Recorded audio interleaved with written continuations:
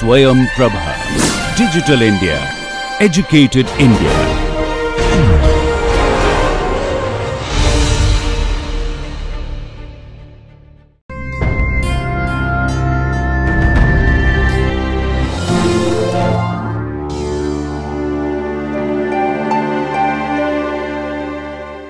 Welcome back.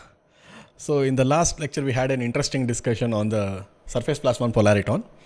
So I think for the on video students or people who are watching the video, some of the sections might have been a little confusing because I was taking off screen questions.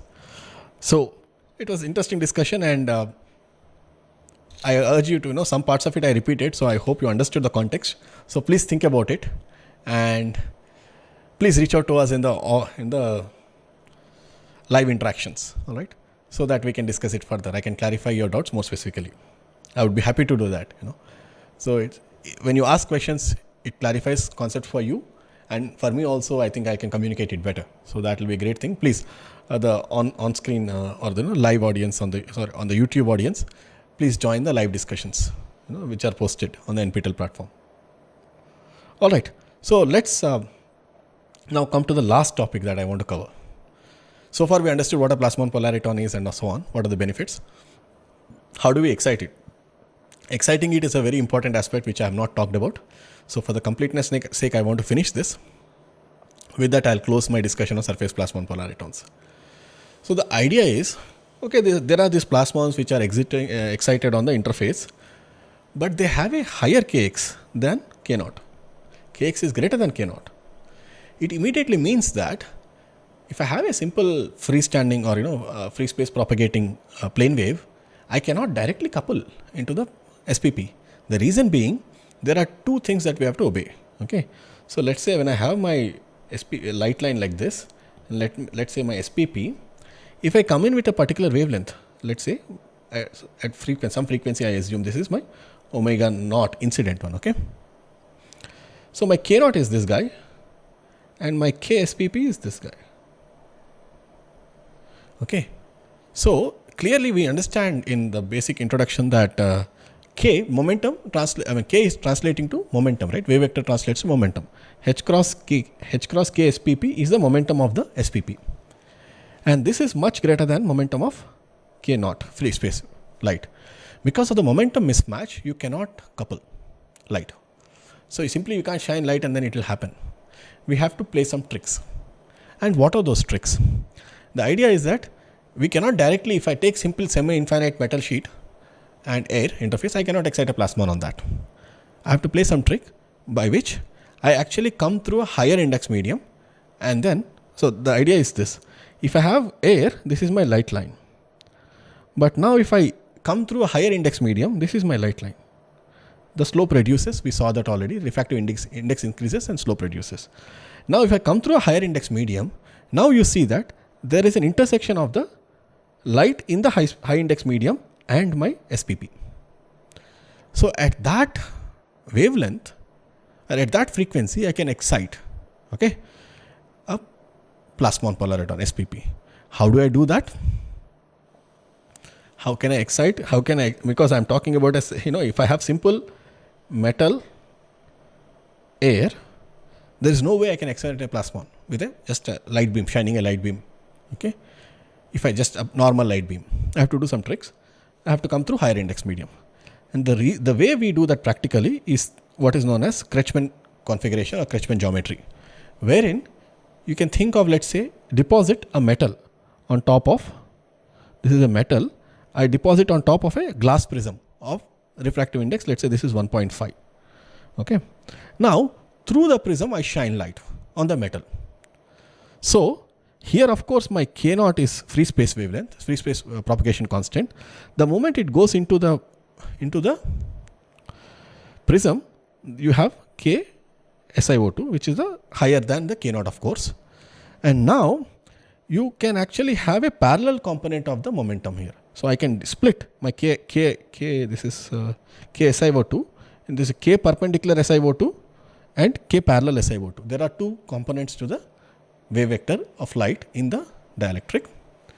And when I have that situation, I can change my angle in such a way that at a particular angle, my K of SiO2, K parallel of SiO2 is equal to K SPP, or I think I was calling it Kx. Okay, both notations are the same. So I can have that scenario. When I reach that, I can excite a surface plasmon polariton. Wait a minute, how can I excite a surface plasmon polariton? The reason is there are two surface plasmon polaritons that are possible. One is the surface plasmon polariton here, which is at the SPP at air metal interface. Okay, I can have another SPP of similar, you will actually calculate it. So this is going to be my SPP at to the right of the light line in the dielectric. So this is SPP in, or at, rather not in, at glass metal interface. Okay, so when I come through the prism, the momentum of SPP at the glass prism interface is always going to be larger than the momentum of light in the glass. So you cannot excite a plasmon polariton at this interface. But if your metal is sufficiently thin, this is thin metal. So in thin metal, we saw if metal thickness is, let's say 10 nanometers, we saw that some amount of electromagnetic energy gets tunneled through the metal, right? And it gets tunneled and it can actually excite a plasmon at the air and the glass interface. This is air and metal interface, not glass. Air metal interface, you can excite a plasmon polariton. Okay, so that's a very important point to note. If your metal thickness is very large, there is all of the energy will get attenuated and the SPP will not be excited. But if your metal thickness is small, let's say 10, 20, 30 nanometers or so on, for the typical silver and gold films, some of the energy will get coupled to the air metal interface and it excites a plasmon on that. Okay, so that's the trick here. You can excite plasmons this way. Okay, another interesting question is what happens to the reflected wave? So let's say I'm shining this light wave like this, and also remember this is a TM incidence. The magnetic field is actually perpendicular to the plane of incidence here. We need to have a transverse magnetic wave. If you have a TE wave, you cannot excite a plasmon polariton on that, right? So I think we can make a nice question for you in the assignment. We'll try to give you 2-3 geometries wherein we have TM, TA incidences and then the interfaces 1 and 2 and so on. So we'll have 4 of them and you identify which interface you'll have the SPP generated. All right. So you have to think about it carefully. Okay. The information will be there in the graph, but in the schematic, but you need to identify what is what. All right. And what will be the intensity of the reflected wave? When I can have an intensity of reflected wave, which is basically, if I'm not exciting an SPP, most of the light I can assume is getting reflected. But the moment I excite an SPP, some of the light is getting propagated along the interface and it is getting absorbed or lost. Okay, it's not coming back to the detector. That's why if you look at a reflection spectrum, I'll see a very sharp dip in the reflection spectrum at the SPP. All right. So that's what happens to the reflected wave. And if the thickness is very large, of course, there's no SPP that is excited. Okay, so we will try to actually generate some of this data for couple of cases wherein thick metal, thin metal, and then SPP in the air and dielectric and so on. We try to give you the graphs from the reflection data. You can guess what the answer is going to be. Okay, so that is how you can excite. But it sounds like a very tedious process of actually depositing a metal film on top of glass and exciting it. Is it? It's not very convenient, right? So there are other geometries as well that are much more popular in the research community. One of them is what is called as grating coupling. Okay, the top picture is basically grating coupling. So using a grating, I couple. So what I do in this case is, let's say I have metal, and then I deposit some sort of a grating on it. Grating essentially is like lines of some periodicity, right? We talked about this in the spatial frequencies case. You can have some lines like this separated by some periodicity and width. If you have a grating, the grating itself has a K vector, which is given by 2 pi by periodicity. This is my grating periodicity wave vector. So now I can have a scenario wherein my SPP's propagation constant is equal to the parallel component of the wave in the SiO2, or in this case I think this is incoming through the glass, and then there is a grating vector. So at the combination of these two, you can have an SPP that is generated. If you are coming from air, of course, this is K parallel in air. If you are coming through the SiO2, this is K parallel in the dielectric. Okay, and then you have the grating constant. So the grating supplies the additional momentum. The momentum mismatch is going to be satisfied through the grating, and that is why you can have grating coupling, and you can have the plasmon excited. So this is a very prominent and easy way of doing it. You just prepare a grating on top of a metal sheet, and I shine light on the grating. The grating takes care of the coupling. I don't need to worry about the momentum mismatch. All right. And historically, there was another configuration that was used. That is actually what is called as autogeometry, wherein instead of actually depositing the metal on the grating, which makes it non-reusable, I have a metal film and I bring the grating very close to the interface, and then I shine light. If I shine light at greater than the critical angle, there is total internal reflection. Only a small amount of the wave propagates to this interface, and because it's a very small gap, it can excite high K waves, or higher K vector waves, which are SPPs on the interface. So this is autogeometry. Again, this is not a very practical thing, because how do you bring the prism so close to the air? Because if you look at the attenuation constant, that will be a few nanometers, tens of nanometers maybe. How do you bring it so close, right?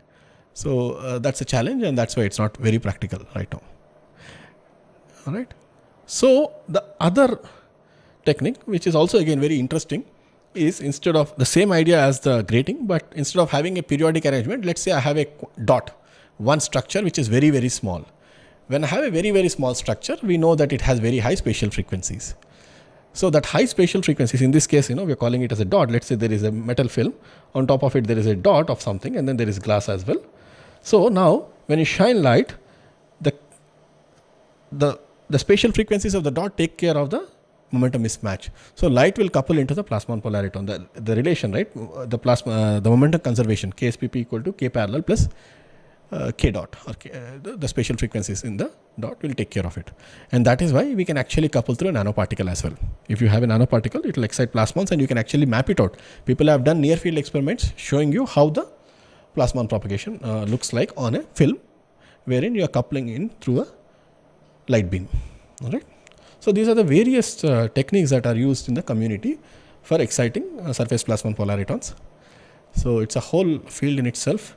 And as I was talking about it in the last discussion, that you can actually have more scenarios wherein you have two SPPs, you can have anti-bonding, bonding, and so on, long range SPPs. There's a lot of work that has been done in the literature.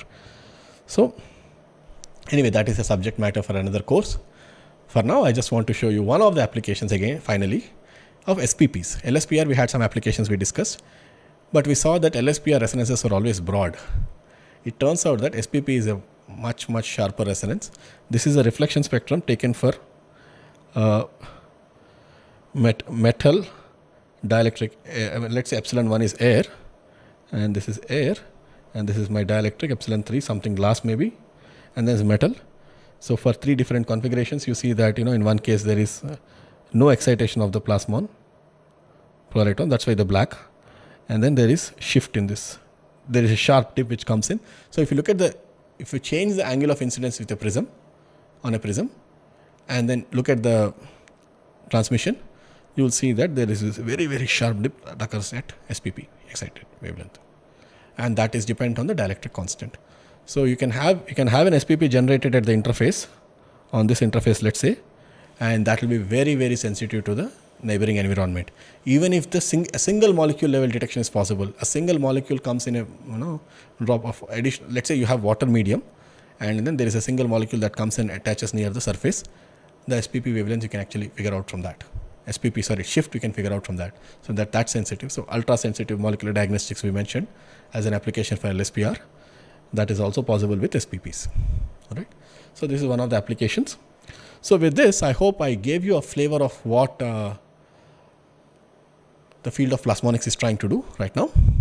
We'll again extend it further in the next week. All right.